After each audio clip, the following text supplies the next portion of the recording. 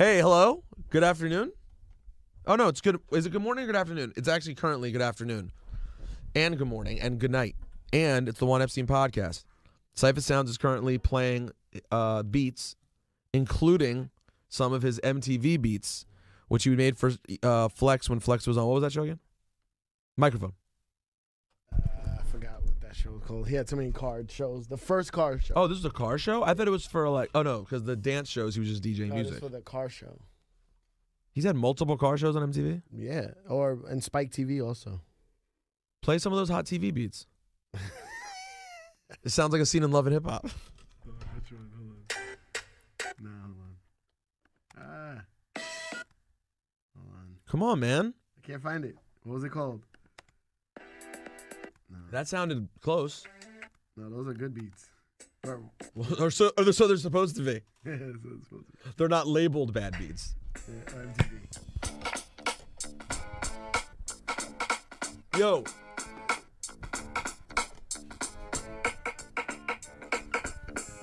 By the way, I swear to God I'm not joking. This is the new Juan Epstein theme song.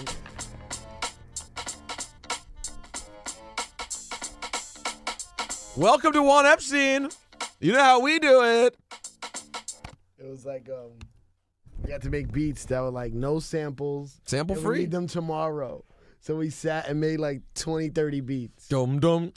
Dum dum dum dum dum dum. Anyway, so we're gonna have Rick Ross on the Juan Epstein podcast today. Let me ask you a question. Okay. They probably already saw that in the title, right? Yeah. So it's not a surprise. No. Was that the question? No, I'm just saying the way I'm thinking of it is like he's going to walk in. It's like, oh, shit, Rick Ross just walked in. Well, I still think people get that feeling a little bit when they listen and then the person walks in. There's a little bit of that. Oh. I read something on yesterday's podcast. It said the intro was the beginning of this podcast was a mess. Oh, there's a trick one. That was the one where the failed Tracy Morgan phoner. Oh, yeah. That was like a fucking mess. Hey, let's pipe in real quick. Ebro's interview with MMG and see if he's still rambling on. You'll be able to watch Meek Mill live from D.C. Yeah, in the same building. So we're gonna stream that inside. You and I talking, think they got Wale. Cool He's out on tour with J. Cole. But they already covered this once. I They're gonna be already coming heard from them Charlotte, do this once. which is that's down in those Carolinas where your man Yo, J. he's done Cole's 25 from, so that's a minutes. nice No, little just stop real quick. Ebro's so fucking insane and delusional that he told us he was going to do 5 minutes with them so we could do the podcast. He has been with Rick Ross and MMG talking about... Mind you, they were an hour and a half late. And he's been with them for 25 minutes talking about nothing. Nothing. Yelling about God knows what. Ebro is a delusional... He's talented. He's funny on the radio. He's a good show leader. He has good energy. He rambles on about fucking nothing sometimes. I mean, nothing. I ramble on. It's usually about something, damn it. Fuck. So, God willing, we're going to get Rick Ross, but our time with him now will probably be limited as he's just spent the last 30 minutes Their talking. time's limited. Hard Rocks, too. Ooh. Their time limited. Limited. Their time limited. Yo, so last night when I went to this Mobile Mondays event, this party that they do for this 45 party in New York that Just Blaze and Operator M's and people do. How many people call him that now? Operator M. What is it, DJ M's? It's just M's. Just M's? EMZ? Operator M's. All right, fuck it. I'll go with it. I'm not. I mean, why not? Why are you going to hate? I'm going to deny. You're You're not a right. bad guy. Why hate? So, Biz Markie was the guest, and I did. I know what that was. Dun, dun, dun, dun. What is that sample?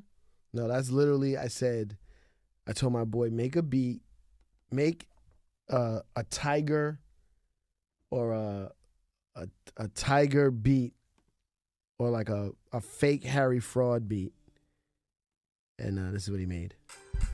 I said put mad claps in it.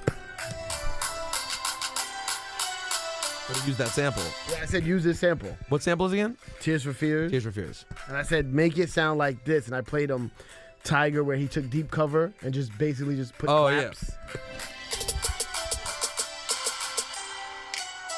Snaps. Snaps. And claps. Snaps and claps raps.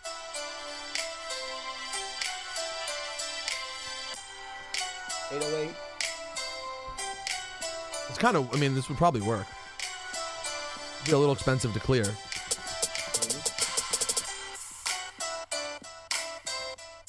So what are you doing with this beat? Why did It you was supposed to be the intro for me and Drewski's mixtape, and I couldn't fit it in there. did they finish?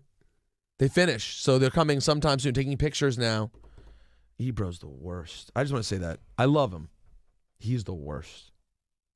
He fucking just talks. And the irony is truly how much he's made fun of me my entire career for how much I talk. I mean, you've been hearing it for 6 years.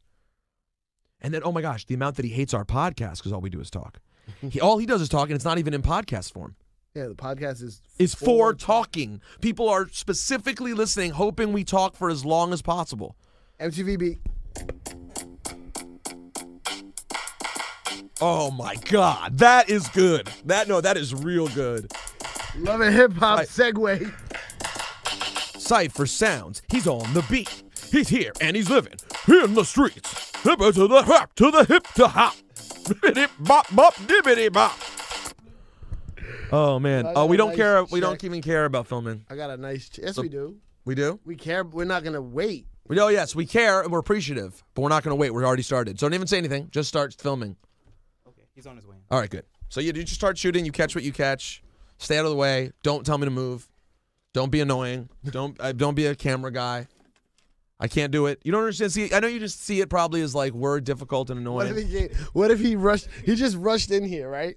What if he rushed camera in here? guy, by the way. What Random if he just rushed in here to tell us, if you guys don't get up right now, Rick Ross is going to walk out the front door, and we're sitting here telling him, hey, shut up. Don't do anything. Don't leave us alone. You're fucking like, annoying. He's like, all right. Yo, yesterday, I'm in the elevator, right? So we go in the elevator. I press my floor 3, and this lady in there presses her floor like 14. Then the elevator went down instead of up. Went to the cellar first, the basement. C1. If the elevator goes down, all the floors you press erase. I've been through that position before. I went past my floor. I'm only going to 3. I ended up on fucking 30. So I press my floor and I say, what floor do you need? And she goes, she's like, I got it. I was like, oh, all right. Didn't know the reset? No. She didn't even look up to see if her floor was pressed because she did press it originally. But you knew it was going to I was reset. like, you fucking bitch. That's what you get. I wish I could have stayed on the elevator and just watched her go past her floor. Maybe she looked, though, when you got out. I'd like to think she didn't, though. I want to say she didn't. So you think Ross maybe was even coming down here to physically assault us, and he was trying to help us? He's like, some bad shit came up in the interview. They're not happy. You should leave immediately. And I'm like, listen, no one cares. I locked the door. It's going to take them a minute to get out. You should run. We're like, and he's like, yo, shut the fuck up. Don't annoy us. Don't annoy us and stay out of our fucking way. Are you, yo, does Shawnee Ebro ever culture. shut up, Shawnee? Nah. I mean, It's Juan Epstein. You're allowed to make fun of him. He never shuts up. nah, he talks a lot. However, I will say, there's a lot of motherfuckers in MMG. No, there is, but every time I tune back in, I heard him repeating something. Mr. C got him now. What do you mean? Mr. Yeah, Seattle? he coming in. Oh, my God. Young Sav. Young Sav. Oh, Jesus. What's going on? Everyone relax. Black Bezos Yo. and Juanito podcast. Juanito Epstein. Have a seat, Ross. You know what it Make is. yourself comfortable. It's the boss. It's the boss. We here. We here. We here. I haven't seen you in this He's much happy. good spirits in a long time, bro. Chilling. I mean, sometimes Long you time. just got to look up at the scoreboard and, wow, man, it's a blowout. It's a blowout. It's a blowout. It's a blowout, man. Yeah, shout out Mr. C. I just jumped on the air, showed him love. You know how we do it. Are you drinking? What is this? What is this? This looks like a new Bel Air? product you got Yeah, going on. this is really just the best champagne in the world. It's called Luke Belair Rosé Black Bottle. Yeah. And this is a Ross project? I mean, I just love it. It's just your fave. I'm just love it. I just love it. I'm just drinking. I'm rapping. Okay. Now let's start Fresh Ross of Bel Air. Fresh Ross of Bel Air. I like that. Now, Ross, let's start at the way beginning with you. Okay. Because this came up with a friend of mine recently. We were talking about the line on Kanye's album on Beautiful Dark Twisted Fantasy when you say you were rhyming in ciphers with Kanye before The Wire. Yeah, before his jaw was wired shut. So it got me to thinking. We'll get to that part, but it got me to thinking about what the beginning of your music career was. Where did the music thing start for Ricky Rose? Man, just to take you to the very, very beginning. You see this tattoo right here, Chill Will. I used to make my own mixtape, like my own cassette tapes. Maybe I started maybe in the 6th, 7th grade. I used to call them Chill Will Productions. You know what I'm saying? You could cop one for $2. You know what I'm saying? And wait, what was on it? You know, just all the local music. Okay. Whatever was hottest at the time, you know what I'm saying? And that's when you could just push record on the cassette and rap over instrumental in the radio. You were Chill Will? Yeah. Because your name is Billy. Yeah, Will. Yeah, William. So you're rhyming on just current local beats or whatever instrumentals. The first instrumental I Chill ever Will. wrote to for maybe a year. It was Wait, what? Reby Jackson, Centipede. Nice. Centipede. And one side was the instrumental. That's the only one I had. And I began, and I just wrote to that same beat. Different rhymes. Just Yeah. kept writing different rhymes to it. Maybe for a year. Practicing trying to get one song out of it for a year? Nah, I just or just kept writing. practicing? I just kept writing Right. because I love the beat, and I believe that's where my flow pattern came from. You know, I wrote for a year. That's before I ever told anyone I was really writing. And so this is when you're 13 years old? Yeah. I'm somewhere around that. Maybe 7th grade, 6th, 7th grade. And so you start putting yourself on tapes and selling them. And were people like, yo, Chill Will, these are good? Or were people messing with it? Nah, I ain't gonna say that. They really wasn't. But I used to good, you know, they used to sell donuts and stuff. I could hustle up a little snack money, you know. Right. It was probably like Yeah. forcing your tape on people. Yeah, like, come yeah, on, yeah, you gonna yeah, look yeah. out or what? Yeah, a little cassette change. You know what I'm saying? So hold on. So, I had a donut today. a little lemon pie, the little Hostess lemon joints. Wasn't nothing too serious. You know? So when did it start getting more serious than that? And how long did the name Chill Will last for? Nah, you know that didn't last long at all. It was just I used to just, you know, back when we had silk shirts and you'll put your name with the Playboy bunny, have it pressed on the back of your shirt. That's what we was doing back then. You know, I did that for a little while, and then I came into Teflon Don when I maybe was 18 or 19. Just from hearing about Gotti. Yeah, just from different things, you know, just, man, I'm going to stand the test of time. I'm going to last, you know. And that was just a feeling, so I started running with Teflon Don. I had bought me they called them show trucks at the time. And your money had to be right, you know what I'm saying? So I had got me a show truck. I put Teflon Don real small on the side, you know, and I was just swerving through the hood, through the city. So they know who it was. Still writing a lot? Yeah. I was still writing. Were you doing shows yet or anything? Or this is all at home in the bedroom? Right. Did you record at home too? Did you get like a home studio situation? Nah, not at all. I used to just record on cassette tapes, and by the time I began going to the studio, you know, I just never looked back. So at what point do you go from there to taking it for real? Studio, the You whole know, nine. once you start paying for that studio time and they really hitting you across the head, and it's like, damn. Because you go to the studio with nothing. Yeah. And you got to pay. So next time you Gotta go, pay. you're like, all right, let me make sure I have some. You got to pay. Shit, you know right. what I'm saying? So I'm like, you got to pay for the studio time, then the engineer. Damn. You know, so that was the whole play. You know what I mean? So Who was producing for you at first? Who were the first producers you worked with? just local dudes. I got some beats from some local dudes. They wasn't even charging me. It was like we just all trying to get on. You mean you finna go to the studio? Hell yeah, I'm finna go to the studio and really, you know, rap on it. Anyone who was actually good? Right. Anybody that'll supply me with that work. Did anyone actually turn out to be good?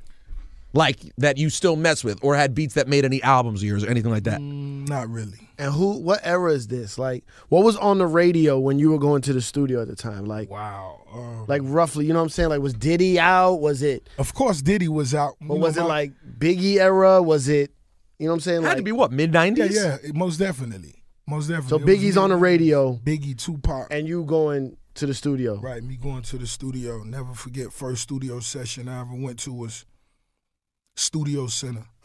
Studio spot right off 67th Avenue in Miami. Yeah, I went there. Anybody else from Miami at that time? It was right before. Oh, most definitely. You know, yeah, it was right before Slip and Slide really It was when took Trick off. was about to pop. Yeah, this was before then, you know, when I first started. You know what I'm saying? So So we know Luke, obviously. Luke Right. that's booty music. But that ain't like was hip-hop, that like, was a whole nother world Right. because Yeah. we didn't mix with that. You Right. know what I'm saying? And So wait,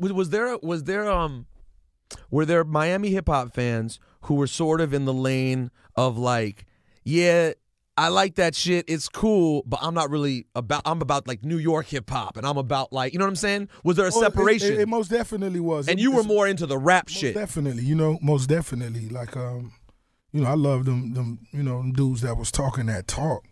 And everybody was going down there and performing and doing shows and stuff, right? It was a real funny market. We had Miami performances back then was... from different people, but it just wasn't like it was a floodgate.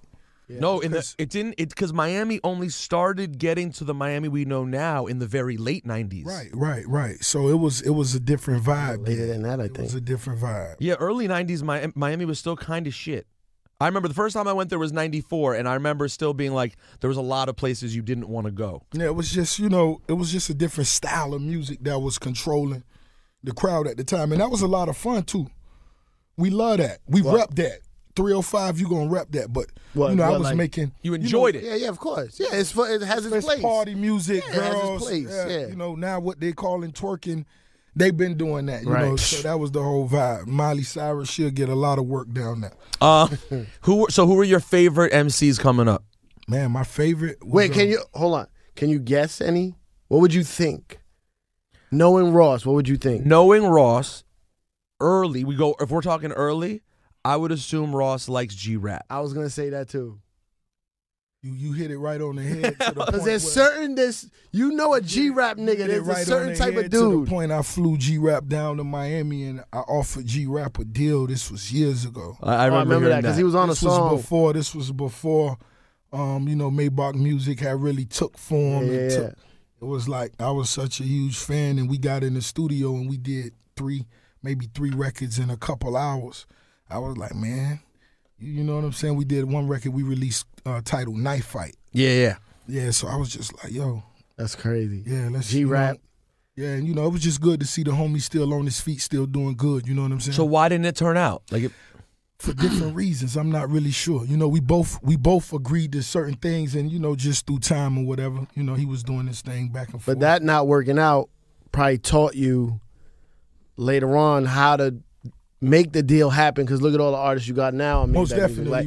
Oh, I must have not did this part right, or maybe I should have said this, and then obviously he picked up you gotta close the deal. Yeah, close the deal. How surreal was it though the first time G-Rap comes down to see you, and that's like your hero as a kid? Nah, he most definitely was like, damn. Woo too, probably, right? Yeah, he came down. Because that era it was Cool G-Rap. It was. Big Daddy Kane, I loved. It was even, I loved artists like Cool C from Philly. Mm-hmm. Top Hustlers. If you was just talking that talk, I loved what you was doing. But, I just remember watching the Symphony video. And I was like, yo, that's how it gotta feel. That's how it gotta look.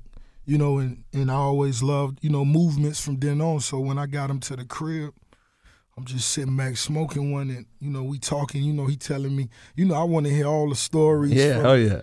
You know what I'm saying? So I'm just hearing, just classic stories, man. And we doing music, so on and so forth, man. And I was just like, you a legend, homie. You a G forever. You know what I'm saying? Anytime you need me, I'm here. Do you still ever talk to him? We spoke maybe. Is Ian in there? It was a few months ago. Can you find him, please? A few months back. Yeah, G-Rap is definitely one of the all-time greats. I knew you were going to say, just the gangster shit that he did, like the storytelling. Classic. Everything about it is just so up your alley. What's your favorite G-Rap record? It's like, we turn the monitor down. It's like feedback. I have to say the Symphony. I'm going to just say the Symphony because to me, him, Polo, it was just a lot of different things you could admire from their whole clique. He had some of the best dudes, on the whole team. But when I heard that, and then they had the, just the video, you know what I'm saying? But hold on, man. Big Daddy Kane, you know what I'm saying? It was just the whole movement. Oh, Kane wasn't in the video. There's a famous story. He missed the day or he was late. If you look, they cut around it. He's not with no one else in that video. So he's in the video, he's just not with them. No, he's in the video. I never noticed that. He's in the video. He wasn't there the day everyone was there. If you watch it now, if you look back, he's like by himself. Like, where your friends at, Kane? It's funny, Bronson's the same way about about G-Rap. You met Bronson before? Action Bronson? The rapper? No, I haven't met him. You haven't met Bronson yet? You No. would fuck with Bronson. You would fuck with him for sure. You would fuck with Bronson. And he's the same way about. Not because you're both large. He With fuck. beards. He cool with somebody I fuck with, Harry Fraud. Yeah. Harry Fraud. You And know, Bron- that's they're- my, you know that's the homie. That's And my dog, and you know, every time he come to Miami, he speak highly of homie. So Yeah. You should meet him. good chance it'll happen. this shit right here.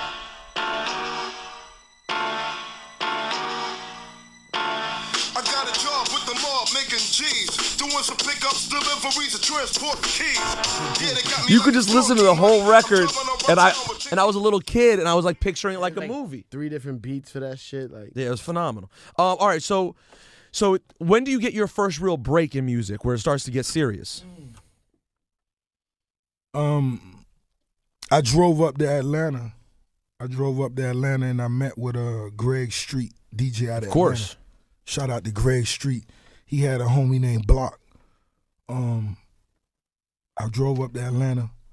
As I'm introducing myself to Greg Street, I'm making music. His little homie Block, street dude who doing music. We link up as well. Long story short, I just stay in Atlanta. I end up crashing on in Greg Street basement. Yeah, Wow. 'cause Right after you met him. yeah, it wasn't like long. he invited you, or it was like a home invasion? Nah, it was I wish. But what it was when we met up, you know, he had T Mix, you know, who produced all producer. 8 Ball, Yeah, MJG, yeah. all that stuff, was staying at his basement because, you know, he had a studio. You know, Street had a big ass crib, big ass studio. I'm like, this shit bigger than my whole house in Miami. But anyway, I go down to the basement, I meet T Mix, we smoke one. You know, I'm a huge fan of that whole sound, that whole movement. We record a couple records right then, so you know that was my big break. I actually signed a deal with Suave House. And, Did? You yeah, hold on.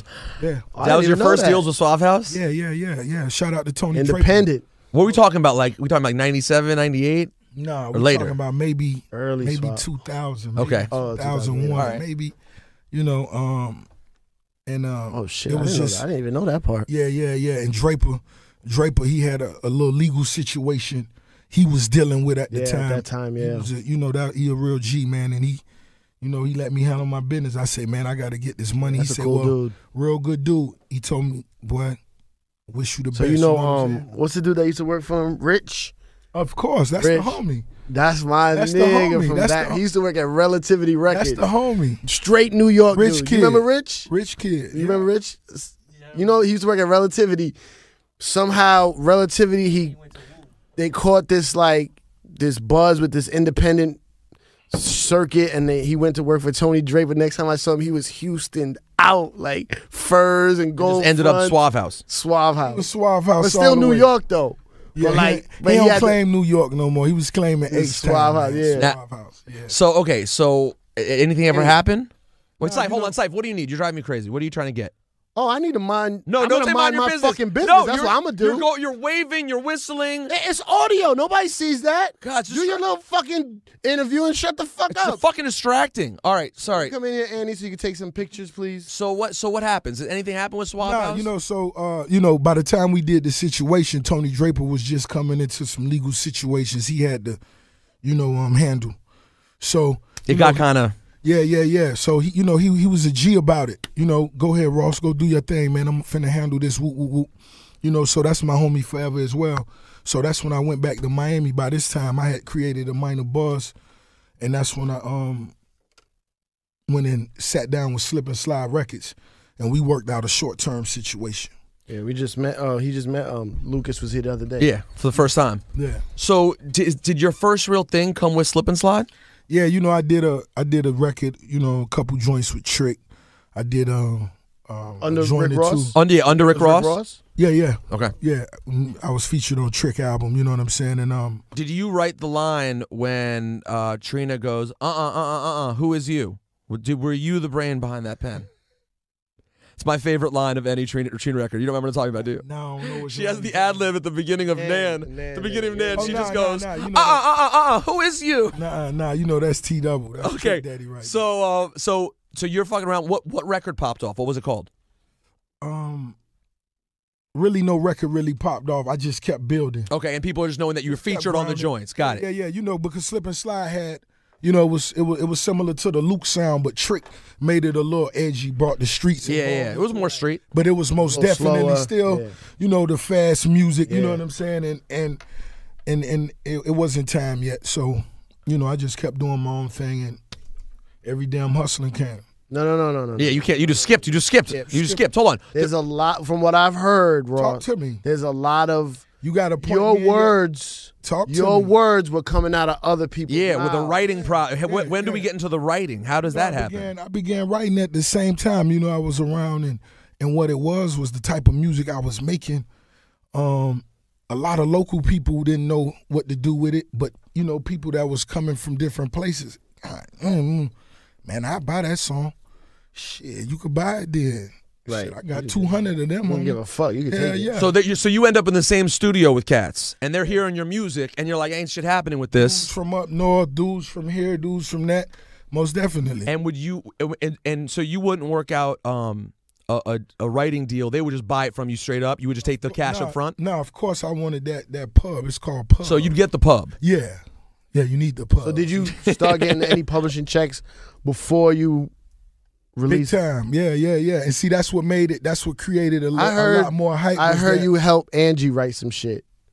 Did a man that came out, right? Shout out to Angie, man. Shout out. You to got a Angie. check from Angie. Yeah, Angie. When she was working on her love. album? Yeah, But I don't think that was the third album. I don't think it came out. yeah, it was her. Angie did a third album. Yeah, Yeah, it never came She out. was down in Miami. Yo, she this was is- recording. Nobody listens to this, right? The podcast? Yeah. Go ahead. Flex was, she's like, I don't want to do no more albums. Flex was like, you better get that budget and just don't put it out. You better go get the budget. Well, She's like, you want to record in Miami? Go to fucking Miami. Because you're getting nominated for Grammys and shit, so they're down to put in more money. She had a big whatever record. the budget was. Flex was like, yo, you better get that That is budget. the Flex lessons of life. And she most definitely came to Miami. Cool and Dre hit me. Hey, Rose, Early come through. Cool and Dre, right? Come through. I got my homegirl here. She just need a little vibe. She do a thing, but and I met Angie. Super cool. See, Angie's one of the few artists that we can comfortably talk about writing for her because she's not an artist like that. Right. But I fucking hate Diddy the street. too. Right, Oh, right. Diddy. You can say it about But Diddy. Diddy always admits that. But people Diddy, like no, that. everyone knows that he doesn't write. But with most artists, you can't come out and say. Yeah, it's just like it's just a courtesy. But right. You do the work, and Because that's just sometimes you sitting with somebody and y'all writing together. Sometimes they just buy your whole song. right. Yeah, somebody could come in and hear a song and like, yo, This will sound of good. course it's still, you wrote it and, but we'll just keep that low and I'll buy the record or whatever. Woo, woo, woo. I like that record. So, where does this Ye story come from in there? Oh, my bad. Me and Kanye, we met. We actually met in that same studio I mentioned, Studio Center. He actually was making beats for. I don't want to say the name. Give me a second. But I just remember the beats was hella cheap. I wish I bought all that shit. He was They sounded like sped up samples Kanye and shit. beats that. Hella cheap. That was when, you know what I'm saying, hella cheap. You know what I'm saying? But it had that same sound, like that Blueprint Jay-Z sound. So Most you would have had definitely. you would have had all Kanye that. beats All that. that came out in that era. And there was so much of it. And I'm pretty sure listen, I got two Kanye beats. I'm gonna be honest. Oh, you would have bodied it. It was just I would have bought everything, all of his beats. But we was in the studio and I began. He was playing beats. Somebody was buying beats. I came over. I began writing for somebody that was buying beats from him. So you're writing to Kanye's beats, but not for you. No, I Writing wasn't for that writing. person. I was writing for this person that It's not over began that beat. just getting, Got it. the Okay. beats from Kanye. We hadn't actually, so they'll be in the other room and me and Kanye will be by ourselves. So we, you know what I'm saying? It's crazy. This one, his jeans still used to be fitting big on him. In fact, you still wearing hoodies, Yeah. polo hoodies. And we was kicking it. You know what I'm saying? I was spitting my raps that no one loved locally or liked locally. Right. He was playing me his beats, and he said, "Man, man, you should let me executive produce your album. And I looked at him like, you tripping, man. I don't even know you yet. Yeah, I'm like, Everybody said that. I'm like, you tripping because, we just meeting, but he playing me all the beats. And, I rap for nonstop. And That's crazy. we just began bouncing from room to room. This went over maybe a week. Ludacris came and Ludacris did a collaboration with Trina. Oh, yeah. One of the beats that he made. That beat was fire. But that's an early Kanye joint that got placed. Early Kanye that got placed.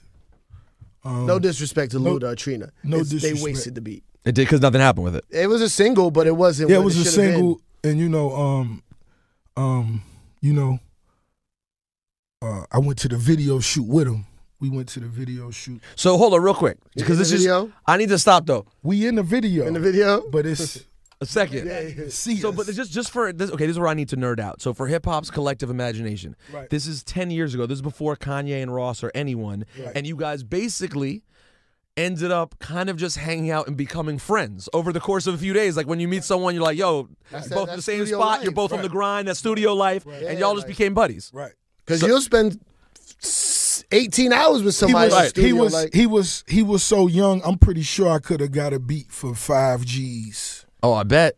Yeah, he was a young dude. He out in Miami. He excited to be in Miami just working. But I love how Kanye it is that he barely knew you and said, I need to executive produce your album. Because he always was he knew how good he was. And that's why I always respected his genius. Because he, when a lot of people didn't see it, there was a lot of places I went and I wanted to get signed. I wanted a deal just to be in the game. Where I would have took 50,000, maybe 25,000, just to be in the game because it wasn't even about the money. I sat with him for 4 or 5 hours just writing and talking about ideas and this and that, and he said it right then. I want to executive produce your album. So what we did, we went to the Trina video. We chilled all day. I'm like, yo, we trying to get these cameos. We ain't on that. We ain't gonna get in this shit. So they. Ultimately they put us in the pool scene corner. He getting off like if you can't even fucking blink, cause it's like I'm getting out of a cab and he's stepping off the bus at the same time. They like tried to catch us. You don't even really see our face or none of that shit, right? So we walk over there, man. Fuck this shit. They ain't putting us in this shit. So we just start back to talking about our music, and I told him I wanted him to produce. Go ahead, man. I want more beats, man. I want you to do a lot of my album, man. And he was like, okay, we finna link up. We stayed in touch. Whoop, whoop, whoop. A little time went by. The week before he got in his accident, we made plans for that following week. Wow. For him to make beats for me. For us to get together and that's crazy. And so then everything just got thrown off after that. Yeah, he got in the accident. I was like, what the fuck? They told me Kanye, I'm like, he good? They like he wired his jaw shut. I was like, damn. It was like he on bed rest. So, I just hit his management at the time. Hey, man, tell him I say, whoop, whoop, whoop, get better, whoop, whoop, whoop. And, from then on, we never even. And then you didn't speak to him after that? Yeah, that's my homie. No, but I'm saying like it had been for a while. I went on my grind. Right. He went on his. And then so he's starting to pop off, and you like, then damn, he nigga, did do his this shit. ROC. Right. And then that's crazy. And then he ends up getting in the door first. Right. He gets his look with Rocks. You see him start popping, and then you end up deciding to do Hustling on your own. Right. And you just put it out dolo. Right. Pressed it up. Right. And where does the story go from there? And then you get involved in the story too. Yeah. I'm throwing my part in. Well, let's hear it from Ross. Yeah, most definitely. The first DJ to I'm gonna see if you know how much of the story is. What's up? Man, I'm Cypher Sounds. What's up, man? Man, your record, I love your record. I played your record. I say when you played it. Man, it just came out. I just played it. I want to say he played it like, a few days before we had just seen each other because it was new. And I played it in Miami. Yeah, and he played it in the party. Club. Oh, God, at a party. He played it in a party that, he was at in Miami, and he was like, boy, this going to be big. He like, this going to be big. Was it already getting touched by by radio down there? Khaled. Khaled was Yeah, hitting it? Okay. You know, it was Khaled. You know what I'm saying? It really just was, you know, it was just released. How I always wondered this. How new was the record before Khaled gave it to me? 2 weeks, a month? It couldn't have been more than 2 weeks. Oh, it's I still just pretty happened new. to be in Miami. Happened to be in Miami, Catch it. and he caught it, played it again, played it. When I talked to him again, he told me, yo, I'm finna take this shit up to Def Jam. I played it in New York. That record got me in trouble Why? because I played it like almost an hour straight. And Ebro was like, what the fuck are you doing? Oh, because it's a no-name. You're playing a no-name dude on Like, repeat. But what happened was it was like Christmas break. So a lot of the bosses weren't around. So I got away with it for like 2-3 weeks. 2-3 weeks. I have the tapes and fucking like, and I was filling in for Flex. Oh, shit. I was on every night, not just on the weekend. And it was fucking. And I heard the tidal wave. Oh, you could hear it down. People were hitting you. Of course. That shit it's for real. Son, I have the email. I don't have it. It's in my other phone, my old phone. This is an old phone though, but my older phone. Old phone. I have the email because I had just started fucking with Jay. I didn't introduce him to Rihanna, but I convinced him that Rihanna had some shit. And I tried to get Damian Marley to sign, but they almost signed, but then the Marley family shut it down. So Jay was like, come work for me. Obviously, you finding good shit. I hit him up. I said 2 things. One, Foxy said something about eating pussy on her record with Sizzler. So we should probably edit that part out because that's bad for Jamaicans. And there's a record in Miami that is crazy. And he wrote me back. He's like, nigga, it's Christmas. Leave me alone. I listened to it on December 26th. You wrote him on Christmas. Christmas 23rd. Of course, you don't. And of course, life doesn't give a fuck about Yeah, I don't holidays. celebrate Christmas. So I don't give a Don't fuck. care. He's like, I'm with my mom right now. Leave me alone. And then he hit me on talked on the 26th. I sent him the record, and him and L.A. Reid got pissed because all the A&Rs were in the studios in Miami, and nobody brought them that record. All Meth was down there recording, Meth and Red, fucking whoever was on Def Jam at the time, all in Miami, because that's where everybody used to record. And he's like, why didn't nobody bring me this record? So then what happened? Oh, you know what happened? The call comes? Yeah, that was shit. That was the beginning of the bidding war, man. Yeah, the bidding war was crazy. Yeah, that was the beginning of the bidding war. Who was in on the bidding war? Shit, every label. I know Atlantic for sure. Every label. I pretty much met with every top executive in the business. Who? Sylvia? Everybody. Jimmy? Tom Wally, what's his name? Yeah, well. Yeah, all everybody really. And was Hove the one who made contact himself? No. Rest in peace. Shakir. Shakir Stewart. Shakir Stewart. Shout out Shakir. So he reaches out and says, we're interested in this situation. The old Syph.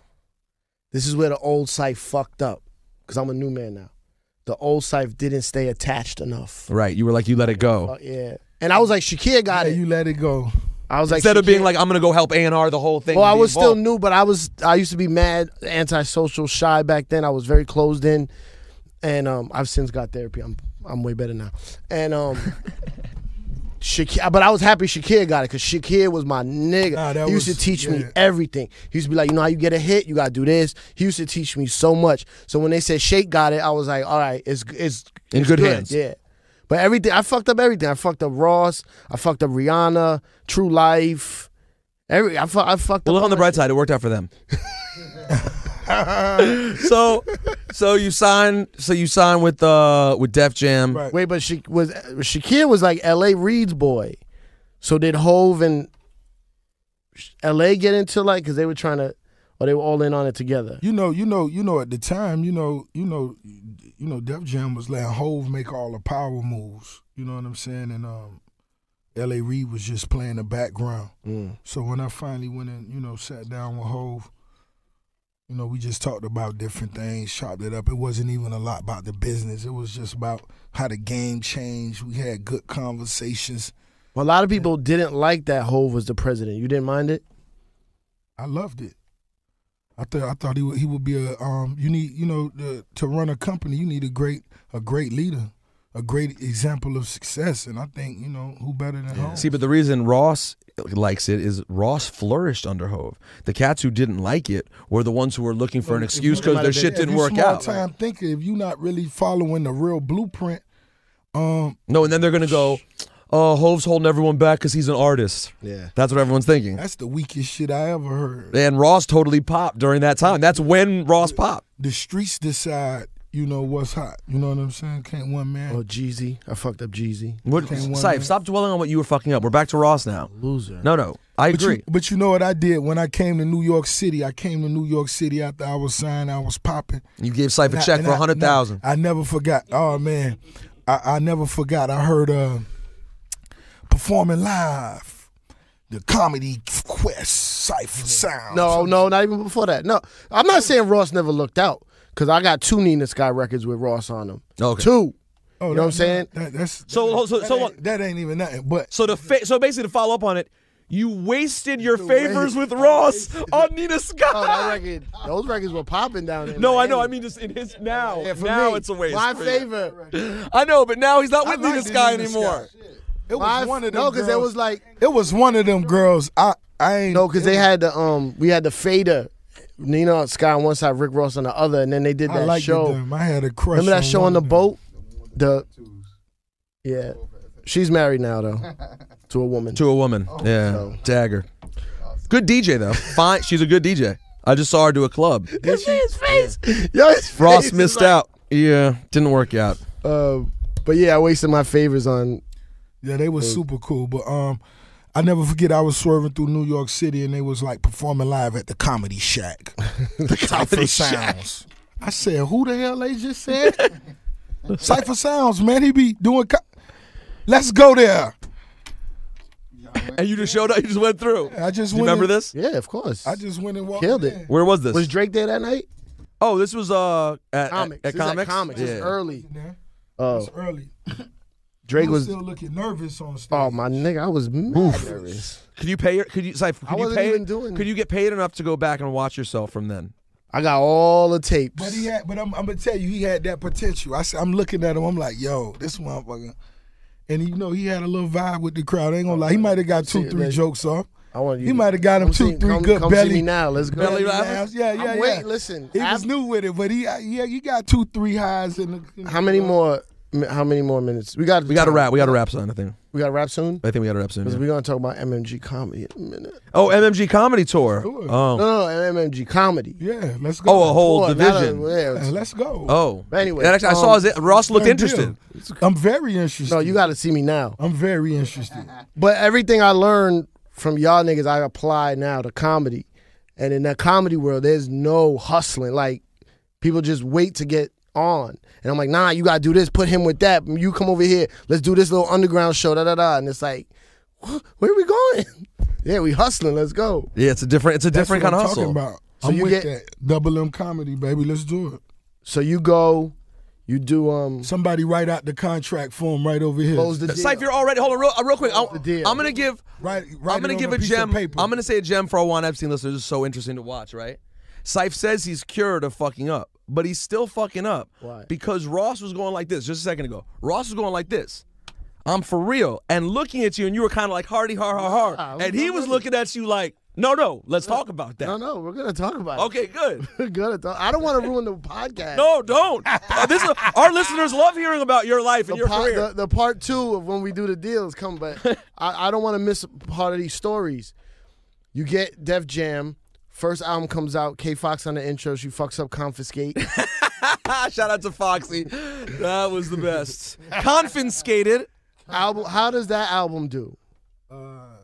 It wasn't huge the way it should have been. Because there's some joints on there. It did A few 100,000. No, it did great. It actually, you know, through not the run. sales, not sales wise. You Like know, people were like, because you were blowing up at the time, because you had Chevy's Riding High, which was Cool and Dre's right. record. Me You got and a bunch Khaled of single. features. Right. Then the album didn't explode the way it should have. It was harder than, like looking for a commercial. Like how the Chevy riding, how we out here grinding type records. I ain't have a lot of that. I had records like White House. And, Yeah, where my money at? Where my money at? Where my money? Yeah, joints like that. So it's actually my first platinum album, and we just It did go plat. Yeah, we just certified.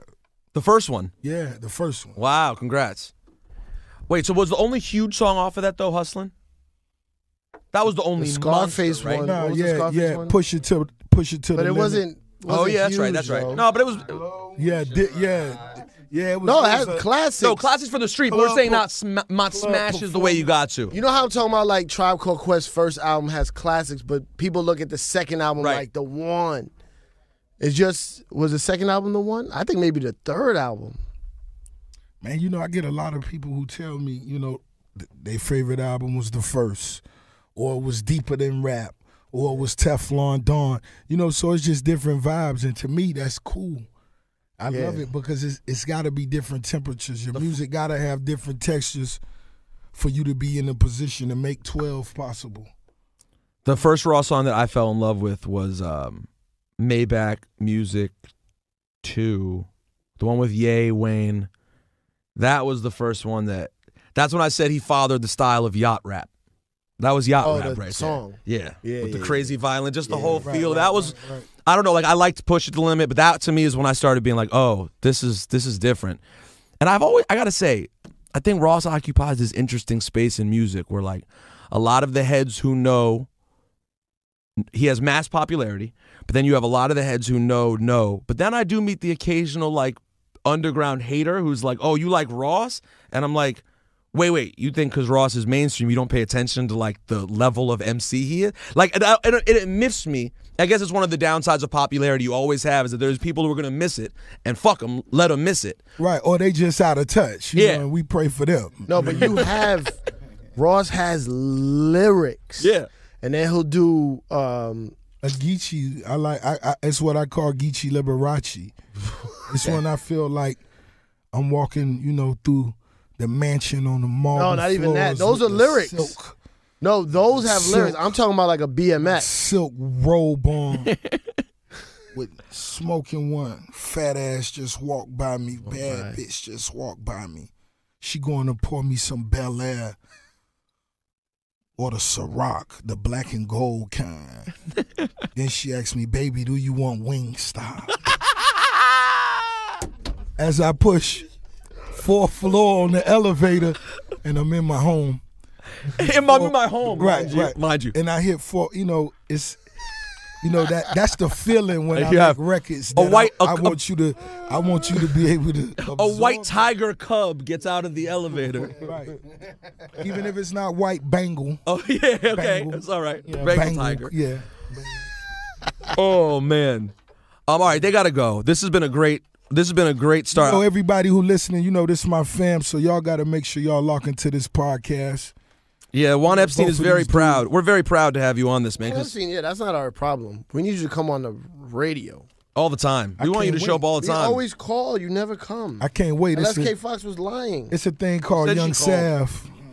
Sav. It's a thing called Young Sav. No, Sav tries. No, Sav can I tries. say You something? hit Young Savage and Rose gonna pop up. Let me tell you something, man. We're skipping a lot of story. We gotta do part 2 next time you come. Talk to because we still got much shit to talk about. Plus Meek and all these other artists you got. Right. But taking Young Sav from Def Jam and Right. putting him as VP of your company. Right. Maybe Made me- one of the worst decisions. Worst Oh no, where are you decision. gonna go? I'm sorry. Made me the proudest I know. dude. I almost shed a tear. Like, that's the hardest fucking working man in the game. And when I was like, what? I know. And VP of MMG. And it Sav is made so perfect beloved. sense. And Sav is so beloved. Everyone was just so happy for this guy. And I was just happy because they took his key card away. And it was Yeah, 'cause, about he was time. still running the You boards up can't here. still come up here anymore. I It's wish you would have over, you know? I wish you would still come up here and run the boards Every once in a while. once in a while as VP of MMG. Now I gotta salute the whole team, man. But most definitely, since I came in that Def Jam building, Young Sav was most definitely Always. the person I stayed in touch with the most, you know what I'm saying? One of the hardest working dudes. And then I seen how he valued his relationships in his business. And to me, you know, as a man, that says the How most do you about you. make that decision to hire him? Like, It was really a no-brainer. It was like once I'm in position somebody said, hey, we afford, need to be able to afford what VP? he's requesting. Right. a business Yeah. manager or somebody said, yo, we need a VP. And Sav came to your mind instantly. Nah, not at all. That was just us sitting there brainstorming, you know, all us, you know, the team's small. Right. You know, the head of this team is very small, you know what I'm saying? Spiff TV, Gucci Poochie, Young Sav, you know, most definitely Sherry. And you know, that's it. yeah, that's it. That's MMG. But you know, as we came up, you know, that's me, Pooch, Spiff looking at each other every day. We know what's missing. Right. You know what I'm saying? We know what Spiff do. Spiff has a vision, going to find me beats, videos, you know, anything like that. But it was something that we needed, you know, and Sav was that perfect person. Has he tried to push a Fat Man Scoop collabo on you yet?